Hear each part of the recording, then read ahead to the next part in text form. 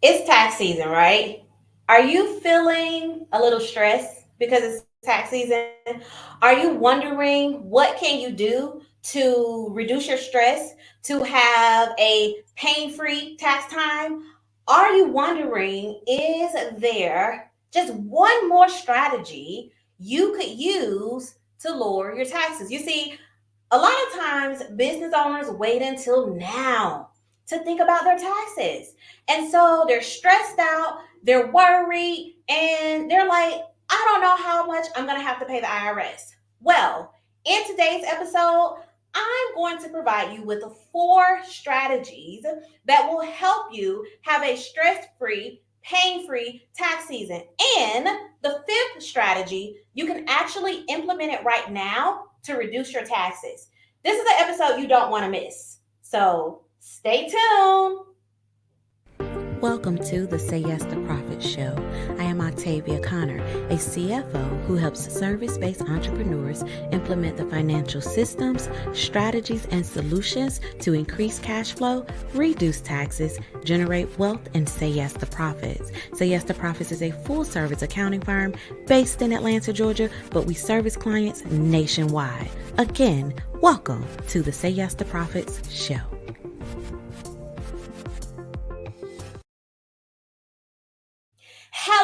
Hello, Profit Squad. Welcome back to another episode. I am so excited to come to you live today and provide you with 5 strategies that will help you have a stress-free, worry-free, pain-free tax season. All right. And so you're definitely in for a treat. So no matter where you're joining me right now, you can leave your comments, you can leave your questions, and even if you're watching the replay and you have questions or comments, you can leave those as well. All right. So I want to go ahead and get into the strategies for today. Now, for those of you that are not familiar with me, let me introduce myself. Octavia Conner. I am the #1 CFO for elite entrepreneurs and entertainers that are ready to get their finances in order, say yes to profits, build generational wealth, and pay the smallest legal amount possible in taxes. Okay. Now, for this episode, I've given you a free tax checklist. So click the link in the description so that you can access your tax checklist as well. And it's going to help you with the strategies that we're going to talk about today. So we're going through tax season right now. And again, you may be feeling a little stressed, and that is so normal. Okay. And so the first thing that you want to do, you want to make sure that you get your books in order. How is your bookkeeping, right? Have you reviewed all of the last 12 months? Have you reviewed your bank statements, your credit card statements, your loans? Any way money has entered your business and left your business. Have you reviewed all of that? Have you placed that in an accounting system? One that can be audited. Of course, we don't want that, but you should still have a system that can be audited. You should reconcile all of your bank statements with your accounting system. You also need to gather all receipts, all invoices, and all of your source documents that aligns with each transaction on your bank statement. Each transaction that has taken place in your business over the last 12 months. You want to gather all of that information. And here's the thing. If you have an accounting system, then you may have the feature where it allows you to upload all of your source document to each individual transaction. But let's say you don't have that feature or you don't know how to use it. A simple way to do this is to create a folder on your computer or on Google, and each time you have a receipt, you will upload it or you will share it to that folder. So now you have all of your source documents in your folder and they align with your accounting system. So the very first thing you want to do in order to not stress out, in order to not feel like, you're going to pull your hair out, you want to get your books in order. All right. So the second thing that you want to do, you want to understand the tax deadline. Okay, so I want to break this down for you, and I'm get my paper so I don't mess this up. So the tax deadline, right? If your business is an LLC or a C Corp, your deadline is April 15th. Okay? If your business is an S Corp, your deadline is March 15th. What does this mean? This means that you literally need to file your taxes by these deadlines. If you're not ready to file your taxes by these deadlines, file an extension, okay? Do not just ignore it and think it's going to go away. The IRS has not went away as of yet. They're not going anywhere. So file an extension or file your taxes by these individual deadlines based on your business structure. Got it? Okay. So let's go to number 3. The third thing you need to do, you need to be aware of what taxes you will pay. Taxes you need to pay. Okay? And I'm going to tell you this as well. So you need to be aware of what taxes you need to pay. Now, here's the thing. If you are a C Corp, your tax rate is 21%. Period. Okay? If you are an LLC, not an LLC taxed as an S Corp, but just a single member general LLC, you actually have 2 taxes. You have self-employment taxes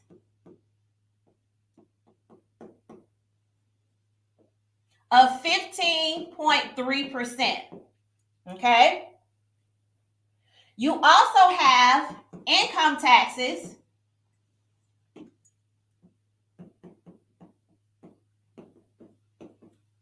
This income taxes can range anywhere between 10% and upwards of 37%. The income taxes is based on your tax bracket. And so you need to get clear on that because that'll allow you to see how much you actually owe in taxes, okay? So listen, if you all have any questions or comments, definitely leave those and I will address all questions and comments at the end, all right?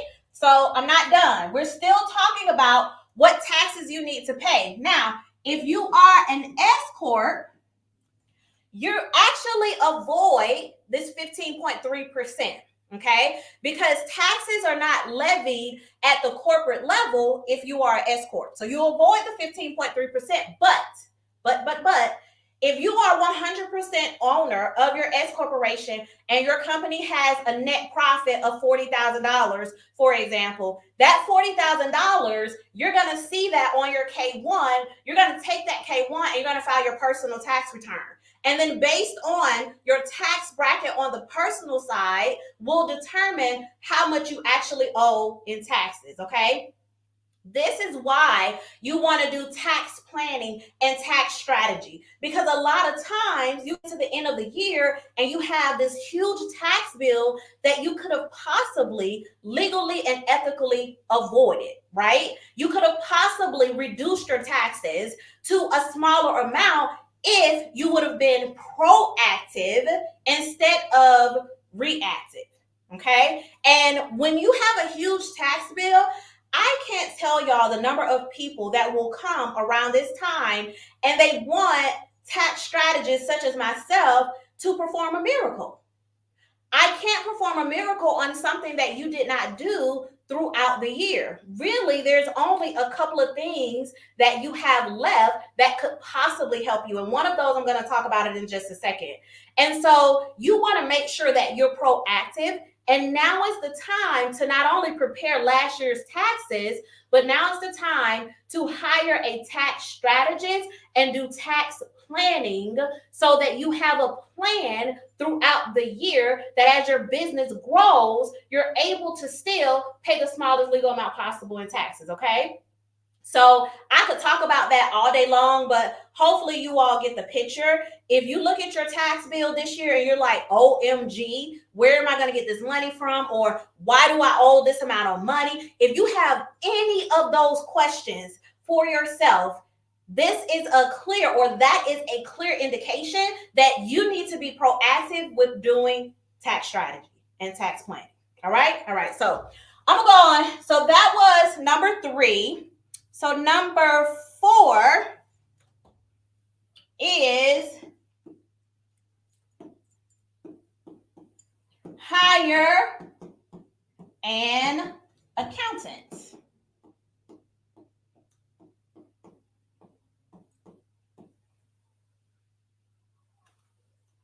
Why did I line that twice? Because a lot of times you want to do it yourself, or worst case scenario, or you go to the tax accountant down the street just to get them to do your taxes. And I often say you hire Pookie. Pookie is not going to help you pay the smallest legal amount possible in taxes. Pookie is going to file your taxes so that Pookie gets paid and you're going to be stuck with a tax bill. Okay, so this goes back to tip number 3. Number 4, it is now time for you to hire an accountant. Hire someone that will walk you through the process of making sure you don't pay a penny more in taxes. I often say business owners not only sometimes pay what they're supposed to pay, but they give the IRS a huge tip or a huge bonus because they're doing it themselves. Or they're working with someone who really doesn't care how their taxes are done. They just want to get paid. So again, hire a tax strategist. Hire an accountant that is going to take the time to explain your taxes to you, that is going to take the time to walk you through how next year's tax time can be much better than this year's tax time, okay? Invest in yourself, right?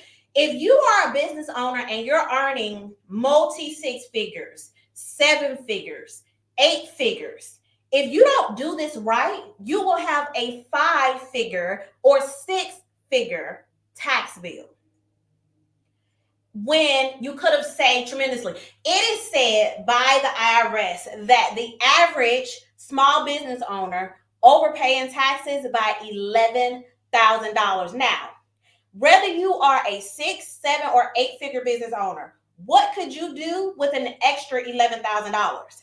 I bet you would want it in your business and in your life than cutting a check to the IRS, right? So again, hire an accountant. Everybody with me so far? Let me know yes in the comments if you are with me. Also, I'm going to go over the last strategy. You want to go ahead and put your questions and comments right now, and I will answer those. Again, if you're watching a replay, put your questions and comments. I'll answer them as well, okay? So now we are at tip number 5. So tip number 5 is something you can actually do right now that will help you lower your taxes. So even though December 31st has passed and over 95, 97% of the strategies that you should have implemented is over for that period, now you have to worry about this year. This one strategy, depending on how your company is set up, you can implement it right now and you can save tremendously on your taxes, okay? So the 5th strategy is retirement. Retirement planning. So let me tell you what I have in my notes. So whether you are a solo entrepreneur, whether you are a business owner with employees, whether you are operating the business by yourself, you should have some type of retirement plan set up. Either a 401k, a solo 401k, a SEP IRA. Like you should have something set up right now. If you already have it set up, max it out. Picture this. You have a $30,000 tax bill, right? But you can max out your retirement. And to max out your retirement, your tax person is telling you, do you have $30,000 that you can put in your retirement account? You take this same $30,000 and you put it in your retirement account. Guess what? That benefits you now as a tax write-off, and it benefits you later because you're building retirement. So this one strategy, you have up until April 15th to use it. Okay? So this strategy right now can help you if you have a tax bill, all right? So I want to make sure that you all are crystal clear. If you have any questions or any comments, definitely leave those. Okay, so I see a question. I have a car that I use for business, but the car loan is in my personal name. I've been paying the loan from the business account. Can I continue to pay the personal loan from the business account? Ooh, that's a really good question. Thank you so much, Angel, for asking that question. So one, you're almost commingling, right? You're mixing business with personal. What you need to do, if you're able to, if this vehicle is used just for business, right? You want to make sure it's on your business books. If it's used for business and personal, the IRS actually requires you to only take your mileage for that car because you're using it for business and personal, okay? And so as regarding to the loan, if the car is a personal vehicle that every so often you use it for business, no, that loan can't go on your business books. You can only take the mileage for the time that you drive that car for business use. All right. Okay. So thank you everyone for tuning in to another episode. Listen, if you have any questions or comments, definitely leave those below. Also, make sure that you like and subscribe. Go ahead and hit that like and subscribe button right now so that you don't miss. Oh, wait, we got another question. Okay, here we go. Linda King. Hi, Linda. How do I go about finding a solo 1K? Never knew it existed. Well, great question, Linda. I recommend that you find a financial advisor and they can help you start your solo 401k. Linda, you are in our profit squad, so reach out to me and I can recommend some really great financial advisors that will help you set that up. I'll recommend the one that I actually use. That'll help you set it up and that will help you use it. So great question. Let's see. I want to make sure I don't have any more questions or comments. Let's see. Okay. So I think we're good. So again, everyone, hit the like and subscribe button right now, no matter where you're joining us from. Also, share this video on your social media outlets as well, all right? And so, of course, until next time, everyone, say yes to profits. Toodles! Thank you for watching the Say Yes to Profit show. Make sure you download the resources given in this episode and follow me on Instagram at Octavia Conner CFO. And always remember, say yes to profits.